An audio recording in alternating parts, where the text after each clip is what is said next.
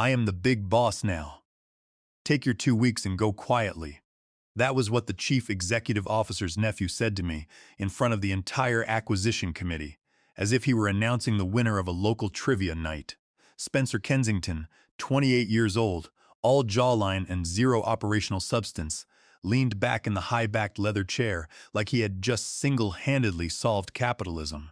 The buyer's executives from Nordell Systems stared at him the way one might stare at a raccoon trying to steer a golf cart down a busy street.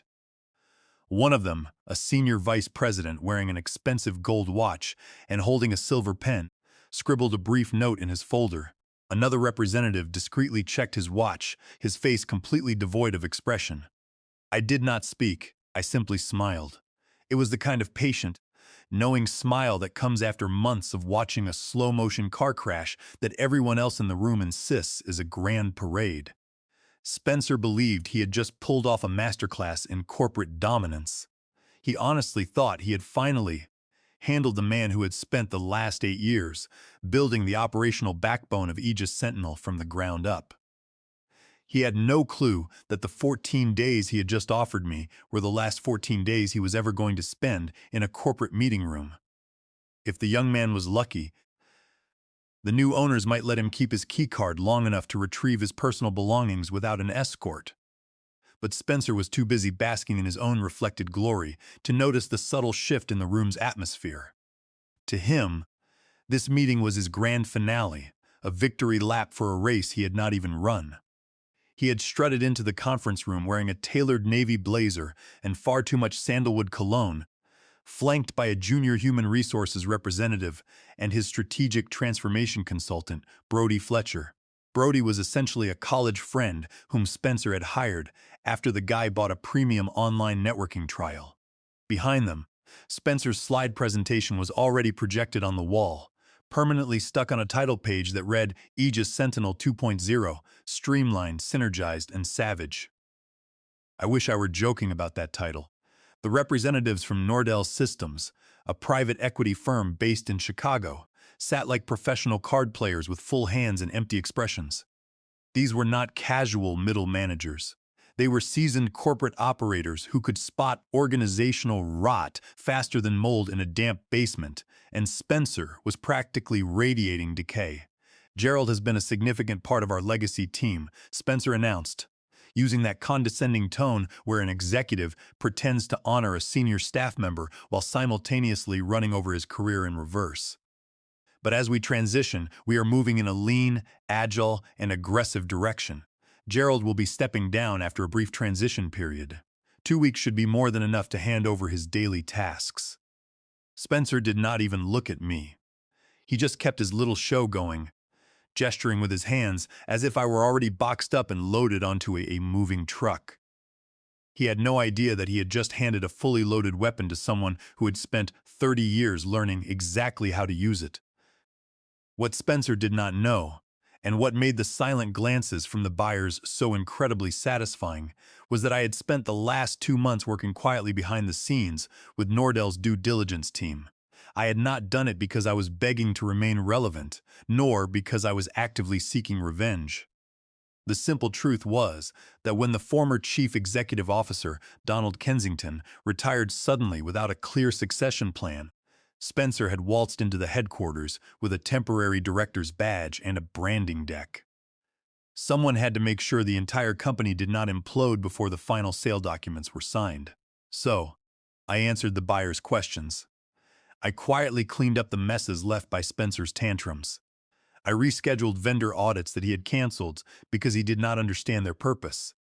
And when Maya Lin, Nordell's vice president of integration, asked me to highlight any structural red flags, I did not complain or gossip. I simply forwarded the relevant emails, attached the clean audit logs, and let the data speak for itself. I had kept everything entirely quiet, letting Spencer play the visionary leader for his uncle, Donald Kensington.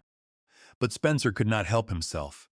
He routinely copied the prospective buyers on long memos, where he openly took credit for operational plans that I had designed over the course of 6 months. He had recently removed me from the weekly leadership briefings, bragging to the junior staff that he was clearing out the old guard, and now He was announcing my departure to the very people who were buying the company. I looked across the mahogany table at the buyer's chief executive officer, Charles Pemberton. Charles had not blinked once during Spencer's speech. His hands were folded flat on a thick black binder, and I could see the edge of a yellow sticky note peeking out from the pages. That sticky note was the fuse, and Spencer had just lit the match. The chaos had started the exact day Donald Kensington stepped down. Nobody in the building even knew who was supposed to be running the company until Spencer showed up in the lobby holding a custom mug that declared him the world's most innovative leader. He had walked in late, called an unscheduled all-hands meeting, and opened his presentation with a speech about disrupting silos and unleashing synergy. That was the precise moment I realized the operational side of the business was in deep trouble. There was no transition binder, no official handover notes, no master list of systems passwords, and no vendor renewal schedule. There was only a box of cheap donuts in the break room and an automated message from the human resources systems stating that Spencer would be assuming executive oversight until further notice. That notice never arrived, but the daily fires certainly did. Within a single week, 3 critical department heads were calling my personal line with major emergencies. The legal department was attempting to finalize the chemist's 3 pending commercial contracts, but discovered that no one in the building had signature authority. The logistics team was locked out of the primary warehouse routing dashboard because Spencer had claimed master administrative access, only for us to discover that he thought master access was a concept rather than an actual username and password.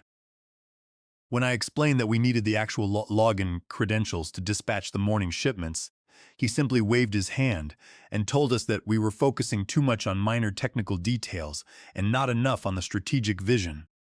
The finance department could not get approvals for the third-quarter vendor disbursements because Spencer kept replying to every email thread with the phrase, "Let us circle back on this," treating it like a magic spell that would somehow produce financial reports out of thin air. I had to step in to keep the core operations alive. I spent my evenings renegotiating vendor terms, adjusting department budgets, and drafting compliance reports. I wrote a 90-page operations continuity playbook entirely on my own time, because I knew that if I did not, the entire $600 million acquisition would collapse under a mountain of unpaid invoices and expired non-disclosure agreements. I was exhausted, not just physically but mentally and emotionally. Yet, I could not let the ship sink. I had built too much of this company with my own 2 hands to watch it go down. The automated warehouse inventory system was my design. The vendor performance matrix was mine. The comprehensive emergency plan that had saved our shipping schedules during the previous hurricane season was also my work. I had taken 15 years of chaotic growth and turned Aegis Sentinel into a highly valuable acquisition target, only for the board to hand the final leg of the race to a young man who believed a chief operating officer was just a title for someone who carried folders. To make matters worse, Spencer decided that our primary financial concern was not the mounting stack of unpaid supplier invoices, but rather the aesthetic appeal of our corporate workspace. He authorized a large expenditure to replace our functional breakroom furniture with expensive ergonomic pods and purchased an industrial espresso machine that required special imported beans, while he and Brody Fletcher spent their afternoons testing espresso blends and discussing the alignment of our corporate values. Our primary shipping partners were sending formal notices of default. I remember walking into the break room to find them debating whether lavender-scented soap in the executive washroom would improve employee productivity, completely ignoring my warnings that our warehouse staff was about to strike over unpaid overtime. It was a surreal display of incompetence. So, when the buyers first reached out to me through a quiet message from a transition specialist named Justin Thorne, asking if we had a standardized operational continuity framework, I did not hesitate. I did not send them a simple summary. I gave them a fully structured, password-protected folder containing 8 years of historical data, detailed processes, and vendor contacts. There was no political spin, no complaints about Spencer, and no drama. It was just the hard evidence of how the business actually ran. I was not even trying to save my own job at that point. I had already mentally packed my bags and prepared for retirement, but I refused to let the company I had bled for get gutted by a nephew who once asked if a profit and loss statement was a brand of organic energy drink. Justin Thorne responded to my email within 2 hours, calling the documentation pure gold and asking if he should copy Spencer on the thread. I replied that it would be best to keep the transition files internal for the time being. That single email exchange was the turning point. Within days, I found myself copied on private communication channels that Spencer was never supposed to see. I was added to internal risk assessments, integration schedules, and human resources transition drafts. At first, it was subtle, just my name listed among a dozen other legacy employees. But soon, Maya Lin began sending direct requests to my personal inbox, asking for my specific recommendations on vendor integration timelines under various acquisition scenarios. I answered every query with precise, documented facts, leaving Spencer to host his daily brainstorming sessions with beanbag chairs and organic juices in the main lobby. The division between the executive suite and the actual operations grew wider by the day. The first major move Spencer made after ordering a complete company rebrand, using a collection of fonts he had found on a social media video, was to officially remove me from all cross-functional planning calls. Operations should not be in the room. When we are discussing high-level strategy, Spencer had told the department heads, speaking with the absolute confidence of a man who had failed introductory economics multiple times in college. I did not argue. I simply sipped my lukewarm coffee, nodded respectfully, and quietly marked every single cancellation notice in my calendar with a red archive tag. I wanted a clear digital trail of every meeting from which he had excluded me. In place of operational reviews, Spencer brought in Brody Fletcher as the Director of Strategic Transformation. Brody arrived at the office with a motorized standing desk, a professional camera setup for virtual meetings, and a massive whiteboard that he immediately covered with words like disruptive, scalable, and synergized. Within 48 hours of his arrival, our essential systems began to break down. Brody decided to optimize the vendor invoicing workflow by removing two critical approval steps. He did not realize those steps existed to comply with state financial regulations. Within a week, a major regional supplier drove to our headquarters in person, threatening to repossess leased warehouse equipment if their outstanding invoices were not paid immediately. I found Spencer and Brody in the break room, laughing over protein shakes. When I attempted to explain the severity of the vendor dispute, Spencer cut me off with a wave of his hand. "Gerald, perhaps if you focused less on being an alarmist and more on being adaptive, this would not be an issue," he said, flashing a patronizing grin. "You are just operations. Let the strategic minds handle the big picture items." I did not say another word. I walked back to my desk and let them handle it. I stopped fixing their errors before they became public disasters. I simply documented every breakdown, noted the compliance gaps, and mapped out exactly what would happen when the entire structure inevitably collapsed under the weight of Spencer's ego. To compound these issues, Spencer and Brody implemented a new mandatory policy requiring all department heads to stand during daily operational status updates to increase energy levels. When the logistics coordinators pointed out that they could not access their warehouse layout spreadsheets while standing around a whiteboard in the hallway, Spencer accused them of resisting innovation. I quietly compiled the team's written complaints, noting how these policies were directly impacting our fulfillment speeds. Every single delay was documented, and I made sure to save the security logs that proved Spencer had restricted my access to our shipping dashboard.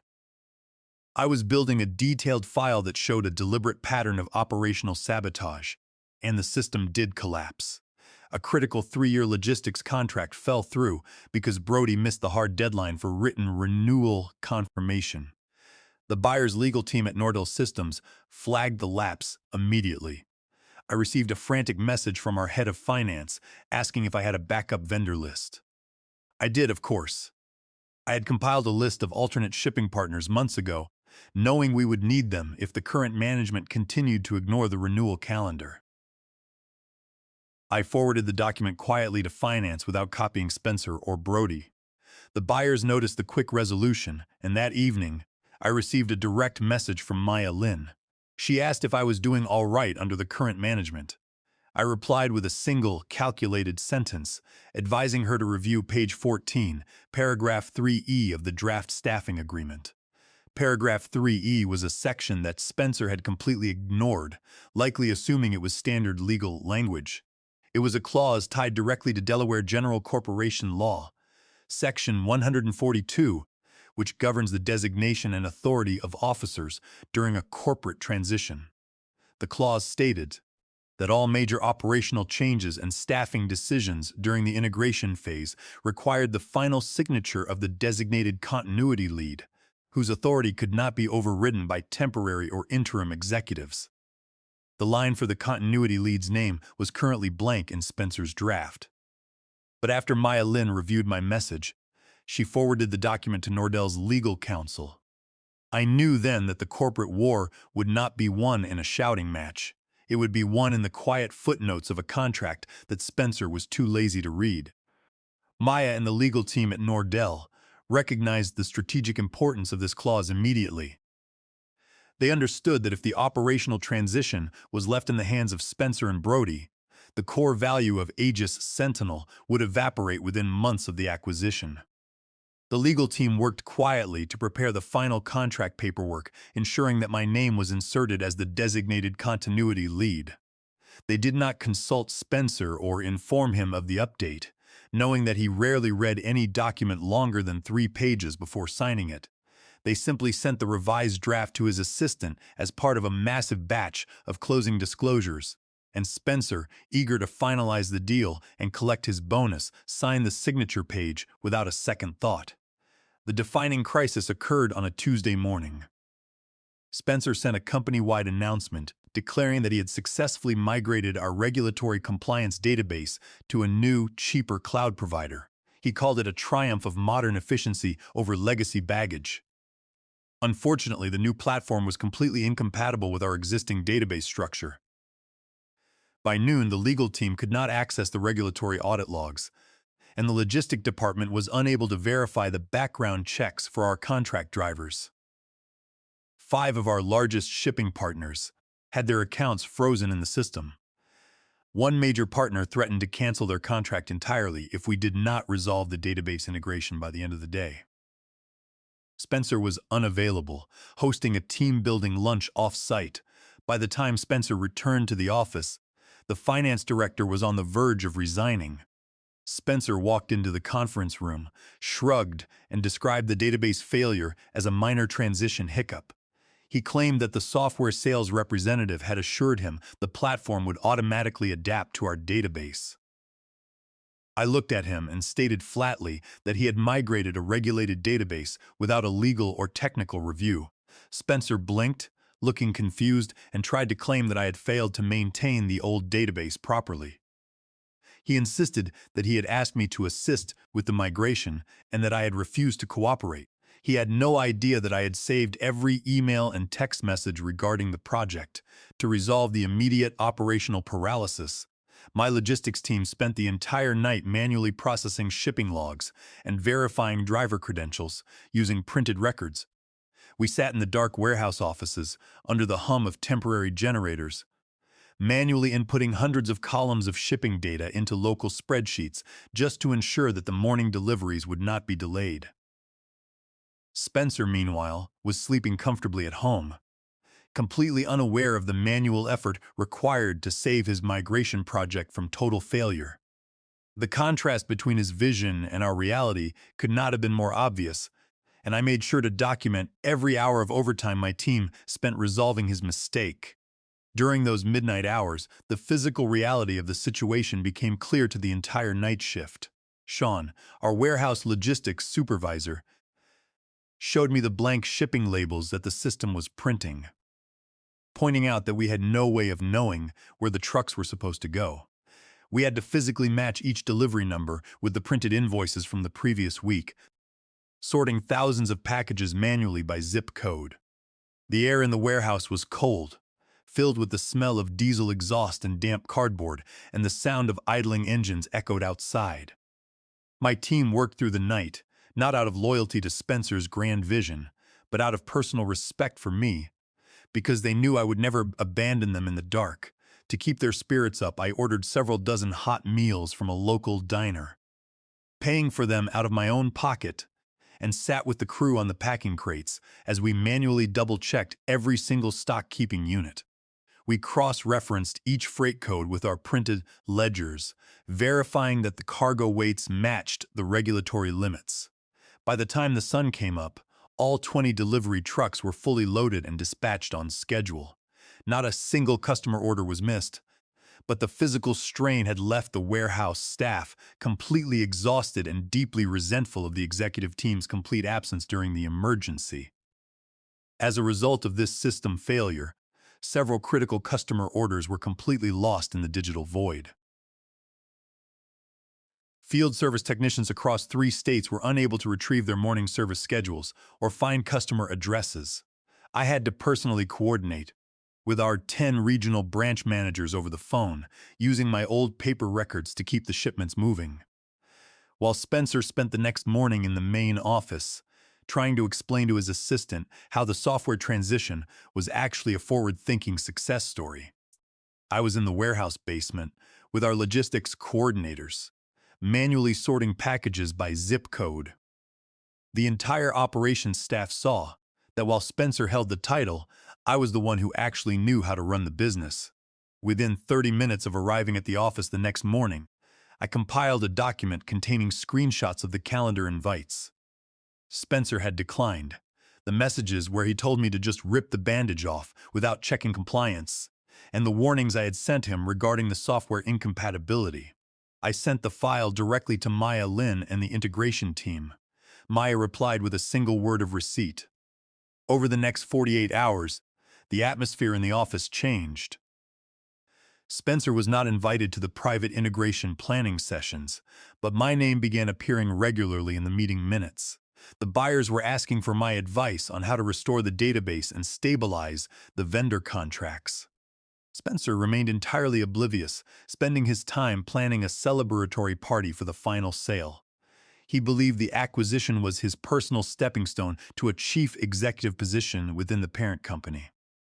I knew it was the final stage of a trap he had built for himself. I stopped offering advice to Spencer or Brody. I let them make their presentations, write their strategic memos, and print their promotional materials. I focused entirely on preparing the operational reports for Nordell's legal team. I wanted to ensure that when the final meeting arrived, the buyers would have a complete objective record of who was actually running the business. The contrast between Spencer's empty promises and my documented results was stark, and the buyers were paying close attention to every detail. The morning of the final acquisition meeting was clear and cold. Spencer had sent a final email celebrating what he called the next chapter of Aegis Sentinel under his continued leadership. He walked into the boardroom wearing an expensive new suit, smiling broadly and attempting to shake hands with the Nordell executives. They remained seated, their faces neutral. The table was covered with folders and copies of the final sale agreement. I sat in the corner of the room, holding nothing but a single business card. Spencer took his place at the head of the table and began his speech, thanking the board for their trust and announcing that I would be transitioning out of the company over the next 2 weeks. He spoke with the ease of a man who believed he had won. When Spencer finished his remarks, I stood up and walked to the table. I did not make an announcement. I simply slid my business card across the wood to Charles Pemberton. The card read Gerald Vance, Interim Chief Operating Officer, Transition Operations, Nordell Systems. Charles looked at the card, looked up at me, and then looked at Spencer. A sudden delighted laugh escaped him. It was the sound of a man who had just seen the final piece of a puzzle fall into place. Spencer's smile froze. He asked if there was an issue with the transition schedule, his voice cracking slightly. Charles did not answer. He simply tapped the folder in front of him and nodded to his legal representative. The lawyer opened the agreement to page 14, paragraph 3E. He read the clause aloud, noting that under Delaware General Corporation Law Section 142, the designated continuity lead, Gerald Vance, held sole authority over all operational and staffing decisions during the transition period. The lawyer added that Spencer's signature on page 17 legally bound Aegis Sentinel to these terms. Spencer went entirely pale. He began to stammer, claiming that he had never agreed to such a condition and that the clause was not binding. Charles Pemberton leaned forward, his expression cold and professional. He informed Spencer that the contract was signed, finalized, and legally enforceable. He then announced that Spencer was being reassigned to a facility operations role in Kansas City, managing night shift forklift schedules. Spencer tried to argue, raising his voice and claiming that his uncle Donald Kensington had promised him full control of the division post-acquisition. He insisted that he was the executive officer, and that a legacy manager could not dictate his role. Charles Pemberton stopped him with a cold stare, reminding Spencer that under Delaware General Corporation law, the board of directors and the terms of the signed transaction agreement were the ultimate authority. Charles added that Spencer's unauthorized changes to the compliance database had nearly derailed the entire transaction, proving that he lacked the operational competence to remain in a leadership role. The Nordell legal team remained completely calm, their eyes fixed on their folders, having executed their strategy with perfect precision. At that point, Charles Pemberton reached into his briefcase and pulled out a second document, sliding it across the table to me. It was a formal contract offering me the position of interim chief operating officer for the transition period, with an annual salary of $250,000 and a completion bonus of $100,000, all fully funded by Nordell Systems. Spencer stared at the numbers in the contract, his mouth opening and closing as he realized his former subordinate was now earning more than his own proposed transition salary. He tried to grab his leather portfolio from the table, but the security officer standing by the door politely intervened, requesting that Spencer hand over his company badge and parking pass immediately. The other board members present in the room exchanged quick glances, none of them stepping forward to defend Spencer. They knew that Donald Kensington had already retired and had no remaining voting power on the transition board, leaving Spencer completely without allies. The Nordell representatives stood up one by one, shook my hand in front of the pale and silent former executive, and began discussing the details of the upcoming integration schedule. It was as if Spencer had already ceased to exist in the room, his presence completely overshadowed by the sudden shift in leadership. The room fell into a heavy silence as the reality of the situation settled over the table. Spencer looked at the signature page, his fingers trembling slightly as he recognized his own handwriting. Brody Fletcher slowly closed his leather portfolio, picked up his tablet, and slipped quietly out of the side door without saying a word of support to his friend. The human resources representative stood quietly by the window, suddenly very interested in the street traffic below. There was no argument left to be made, and Spencer's grand career plans had vanished in a single moment. The human resources director handed me my new security badge, which I clipped to my lapel. It clicked into place with a quiet snap. I thanked the committee and stated that I was ready to begin the integration process. Spencer did not move or speak. He simply stood in the ruins of his short-lived authority, realizing too late that the operational details he had dismissed as minor tasks were the very things that had decided his fate. I walked out of the boardroom to begin my work, leaving him behind in the empty room.